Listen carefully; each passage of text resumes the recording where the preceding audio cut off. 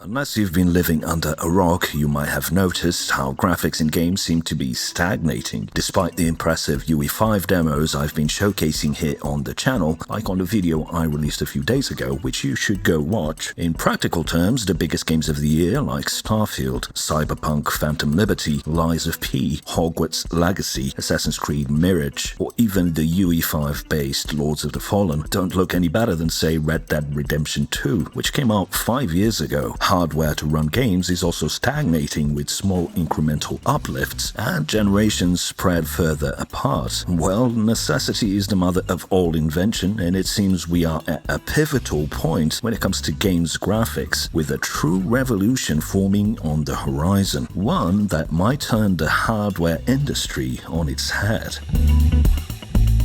Before we continue, a quick word from our sponsor today, Private Internet Access. If, like me, you're someone who relies on public Wi-Fi, like the kind you get in cafes or shopping malls or airports, you are exposing your sensitive data over a completely unencrypted network, which could put you at risk, as hackers that are connected to that same network can steal your personal data with ease. That's when a VPN can be incredibly effective, as it hides your data by running it through their world-class server infrastructure, so that you can rest assured that your browsing activity is not being seen by anyone else. PIA have a no-log policy that they were adamant to defend in court and have been independently audited to show that they don't store any data about you. It's fantastic if you do work on the go, as I do, but it's also super useful if you like to stream content from different regions. I'm a fan of snobby art house indie movies, and many of the publishers don't let me access their services because I'm based in Portugal, even though there aren't any alternatives for watching those highbrow films where you can contemplate a tree for 5 minutes straight. PIA solves that problem, as you can change your IP address to one of 84 countries and all of the 50 US states. PIA is available on Windows, Mac OS, Android, Linux, iOS, and many more, and you only need one PIA subscription to protect all the devices you have at the same time, so your entire household, your workspace, and all your devices around the world, all protected with just one subscription. Sign up with the link in the description of this video to get an 83% off discount on Private Internet Access, so that's just $2.03 per month, and you also get 4 extra months completely free. A huge thanks to Private Internet Access for sponsoring today's video.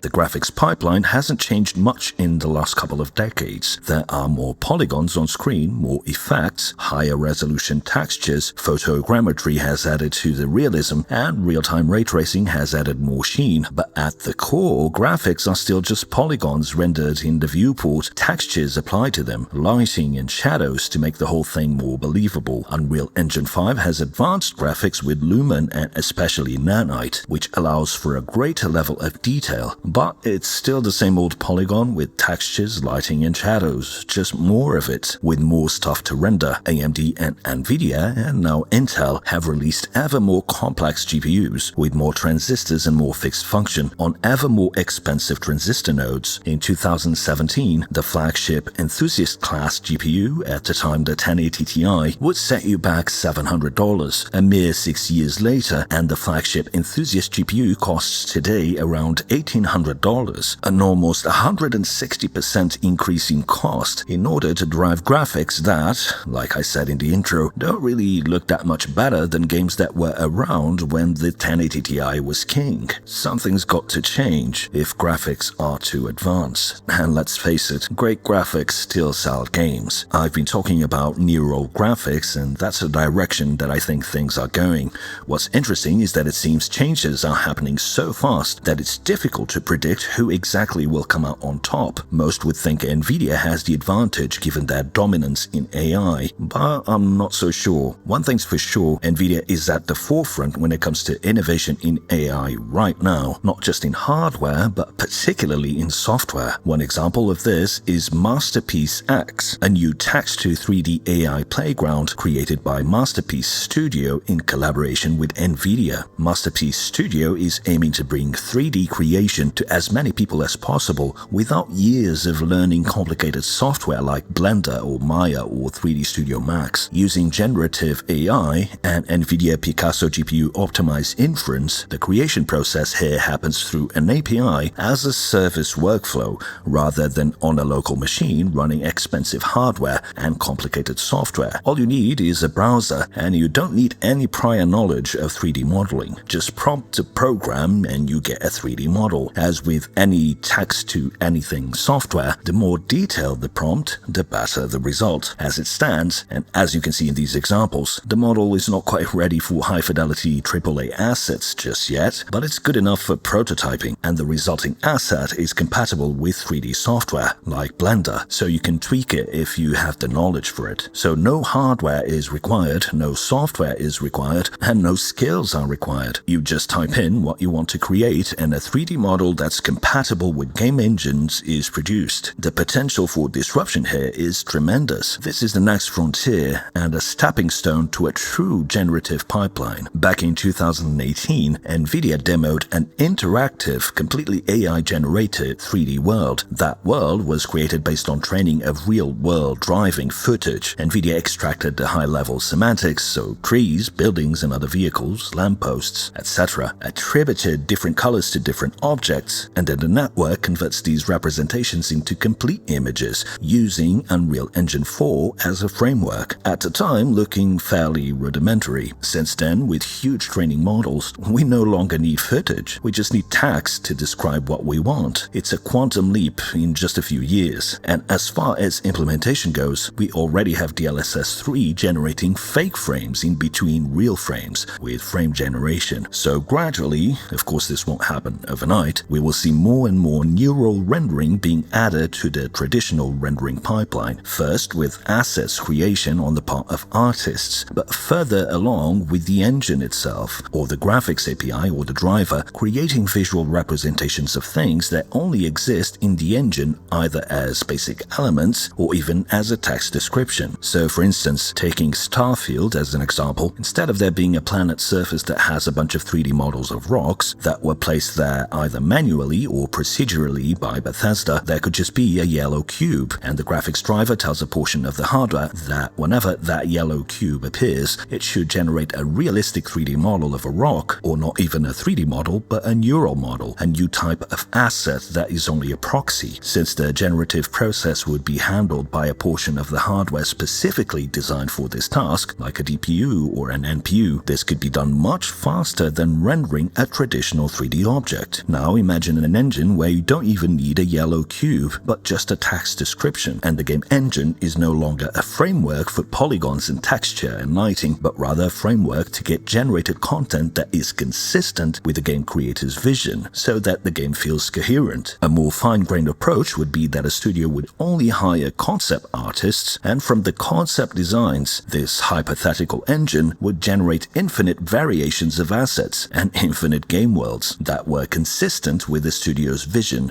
based on the concepts created by the artists. Obviously, this can only go so far, and there will have to be curation of content, scripted events. There's no magic bullet, but it would massively speed up both the creation part for the game designers and the rendering part for the users. If this sounds too out there, well, all of what I described already exists in rudimentary forms, and in some cases, like with Masterpiece X, in a fairly advanced and usable form. Neural textures were also announced by NVIDIA, so instead of loading high-resolution textures, you can set the game to neural textures, which will load low-resolution textures but then generate them with more detail, therefore requiring less VRAM and less horsepower to achieve good performance with convincing results. A new technology that I briefly mentioned in my last video is 3D Gaussian splatting, in short, G-splats. Similar to NeRFs, 3D Gaussians also fall into the category of radiance fields and are a new way of creating a 3D scene using only a video or a sequence of images. The great thing about G-splats is that they are much faster to train, and you get photorealistic results in a matter of minutes or an hour depending on the video you are using. In simple terms, using a mathematical method called structure from motion, 3D points are calculated based on the differences between the images. And someone already managed to import a G-splat into Unreal Engine for Fortnite sunlight using Niagara particles. It's clearly early days, but just like NVIDIA is turning low-res textures into neural textures for much higher quality, a similar method could be used to turn G-splats into usable photorealistic environments with more convincing results than even photogrammetry. Now, guess what you don't need anymore in this looming fake world of generated graphics? Assuming this new neural pipeline is indeed feasible, you no longer need a GPU. What you need is an AI accelerator, and a GPU might not necessarily be the right tool for that. Or a GPU might end up being relegated to image output and processing,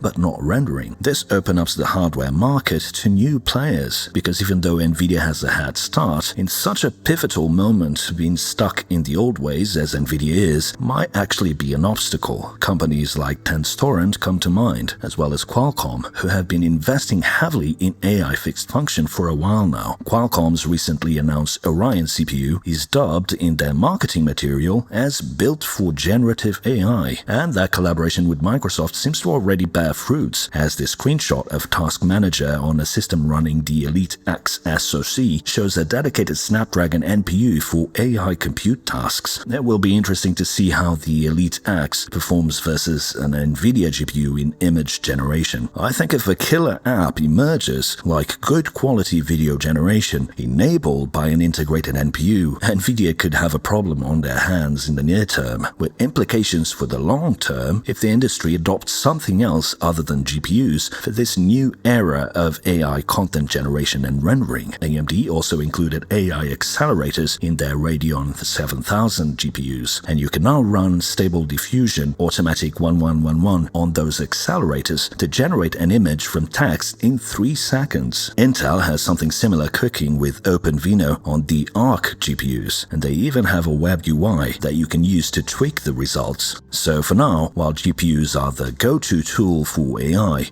no one will make a dent in NVIDIA's dominance. But at the pace things are progressing, out of nowhere we could see a new paradigm for graphics in games emerge as a consequence of such a pivot. Generate 3D assets from text, or generate a video from text, and then turn that video into a G-splat and import it into a game engine. That's already possible. Imagine in a couple of years where we'll be. For years I've been talking about the threat of ASICs, or application-specific devices, to NVIDIA's strategy. Remember that while NVIDIA GPUs have massive throughput, and the throughput we need for the edge, they are nowhere near the energy efficiency required. I've talked about Tesla as an example, a company that ditched NVIDIA when they realized NVIDIA would be way over the power budget that they could fit in a Tesla vehicle. And over time, that prediction of mine has been materializing, with ASICs maintaining a lead in efficiency and now starting to get very close to NVIDIA GPUs in terms of performance. The blue dots here are FPGAs, by the way, and you can see they are terrible at efficiency. They are good for prototyping, but not for deployment. This chart doesn't tell the whole truth, of course, as this is peak performance and assumes full utilization. An architecture is only as good as you can keep it filled. You might remember how AMD's Vega ended up being bottlenecked by poor utilization. Why does this happen? Well, because the data to be worked on is rarely perfectly symmetrical, whatever the workload type. How do you solve this? You solve this with heterogeneous systems, which is the route that AMD is taking with their APUs, although in a very limited form for now. I think what Apple has been doing is probably a better example. The ultimate solution, however, and if graphics in games do indeed transition to a neural rendering pipeline, would be something more akin to this. This is the Tesla FSD. It features 3 clusters with quad A72 ARM processors, 2 large NPUs, a GPU, and a bunch of smaller devices for security, video encoding, etc. But obviously for the desktop, it would not come in this form factor, but rather disaggregated, so each of these elements being its own chiplet. What's interesting about this possible future is that new hardware makers could focus on specific chiplets to add to a common chiplet library, and I think the GPU as we know it could take a back seat in this future. Having this much flexibility would help with occupancy, result in much better efficiency and reduce costs. That's where I see things headed for the future of graphics from a hardware perspective. And don't be surprised if the next version of Windows requires a DPU for the optimal experience, with features being gimped out for those who don't have the dedicated hardware. In the meantime, there's a lot in the traditional rendering pipeline that can be accelerated. NVIDIA has already introduced neural radiance caching, for instance, for real-time path tracing. DLSS is here to stay, even though I'm personally not a fan, and asset creation is going through a massive revolution. Of course, it wouldn't be a Cortex video if I didn't talk about OLED displays, and that's the surest way of upgrading the quality of your graphics right now. It sounds like Alienware and others are about to introduce high-resolution, high-refresh rate OLEDs in early 2024, so start saving up for those. I might be reviewing something related to that soon, so be sure to subscribe to the channel. Also be sure to check out my video from a few days ago showcasing some of the coolest looking UE5 demos out currently. Thanks for watching, and until the next one.